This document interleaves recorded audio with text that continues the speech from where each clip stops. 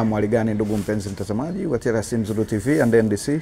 Leo hii tena tuko ndani ya viunga hivi vya shule ya sekondari Komsanga. Na lengo kubwa leo tufanya tusafiri umbali mrefu mpaka kufika hapa shule ya sekondari Komsanga ni kuja kuhudhuria mahafali ya vijana wetu wa Form 4 ambao wanatarajia kuhitimu hapo mwezi wa 11 mwaka 2025. Tumearifiwa kuwa ni mambo mengi mazuri yameandaliwa hapa ambayo tunatarajia ndugu mpenzi mtazamaji wa TRC Mzulu TV tutakuletea mambo hayo mbashara kupitia hapa kwenye channel yetu ya TRC Mzulu TV. Kama bado hujasubscribe basi unaweza kuchukua simu yako janja ukaandika neno TRC Mzulu TV kwenye upande wa YouTube channel, basi utaweza kupata matangazo haya live kutokea hapa ndani ya viwanja hivi vya shule ya sekondari Komsanga. Ambatana nami sambamba twende tukajionee. Karibuni sana. Haijawahi kutokea shule hii ikawa na wanafunzi wa kidato cha 4 wengi wanaomaliza kama inavyokuwa mwaka huu. Wako 77, haijawahi kutokea. Lakini pia niwapongeze wazazi wa wanafunzi hawa. Kama mnavyowaona wamependeza, ni ule ushirikiano wa wanafunzi wa kidato cha 4, wazazi wao pamoja na walimu. Sisi ya kwetu ni mapendekezo. Tukishapendekeza basi tunawaambia wazazi, wao ndio watekelezaji. Tunawashukuru sana kwa kuwafanya wanafunzi hawa wapendeze siku ya leo. Lakini pia niwashukuru walimu wote walioandaa shughuli hii mpaka leo inafikia katika mazingira haya. Sina mengi ya kusema, ila nimkaribishe mwenyekiti wa bodi aweze kumkaribisha mgeni rasmi kwa ajili ya kutoa neno.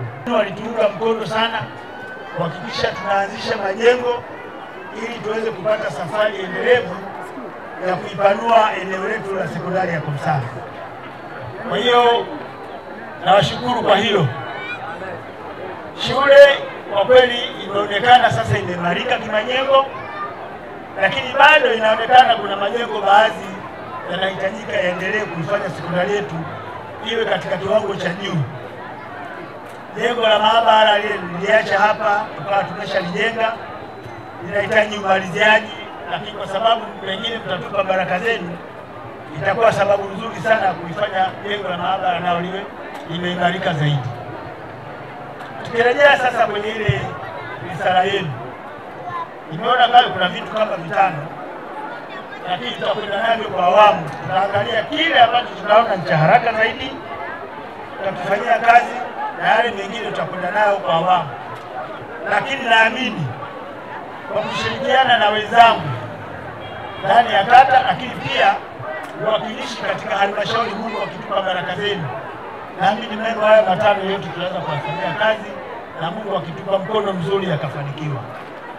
Moja la michezo, hili liko ndani kabisa ya uwezo wangu mimi, na ni moja ya sera zangu za kwamba Mungu akitujalia tukipata fursa ya kurudi tena kwenye udiwani, swala la michezo tutarudisha kwa nguvu kubwa.